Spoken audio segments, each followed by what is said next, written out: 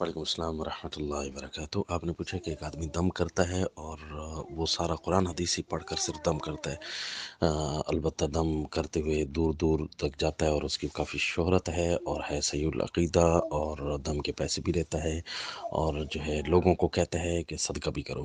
تو یاد رکھیے پہلی بات کہ اس کمزور دور میں دم والا بننا اصل میں سرے سے جائز نہیں ہے۔ کیوں کہ اس میں منکرات کا آنا بڑا اشد ہے، انتہائی سختی کا عامل کوئی عالم ہو اور اسے سارے قواعد شرع حلال اور حرام، کسی کا پیسہ کتنا لینا دینا سب کچھ جائز ہو تو ٹھیک، ورنہ یہیں سے گدی چل پڑے گی اور یہ شرک کا شدید خطرہ ہوتا ہے۔ اور دوسری غلطی یہ کہ یہ جو دامہ مشہور ہو جاتا ہے نا کہ دم کرنے والا اور دور دراز جانا، اور عامی آدمی کو یہی تو جو ہے غلطی کی بنیاد ہے۔ اس کام سے اس کو سختی سے روک دیں۔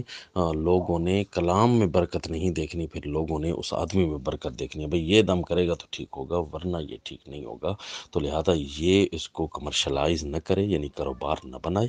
اور تیسرا یہ کہ لوگوں کو صدقہ کرنے کا صرف کہہ دے، ان پر لازم نہ کرے، اور وہیں سے پھر آپ کہتے ہیں کہ گوشت بھی وہ لے کر آ جاتا ہے۔ تو یہ صورتحال اگلے آدمی ڈر کی وجہ سے کہ پیر صاحب نے کہہ دیا جی صدقہ تو کرنا پڑے گا ورنہ مر جائیں گے، تو لہٰذا وہ ایک مستحب چیز کو واجب کا درجہ دے دیتے ہیں۔ ایسی چیزیں کھانا بھی سرے سے جائز نہیں ہیں، اور ایسی چیزیں جس سے بندہ گھبرا کر صدقہ کر رہا ہوتا ہے ڈر کر بیچارہ، تو ایسوں کا مال یوں صدقہ کروانا بھی جائز نہیں ہے۔ بس ان کو کہہ دیں، اور یہ کہ وہ وہیں بکرا بلوائے اور وہیں وہ ان کو سے ذبح کروائے اور صدقہ کروا کر جو اپنا حصہ بکرا بنتا وہ بھی لے کر آئے، یہ صورتحال انتہائی خطرے والی ہے۔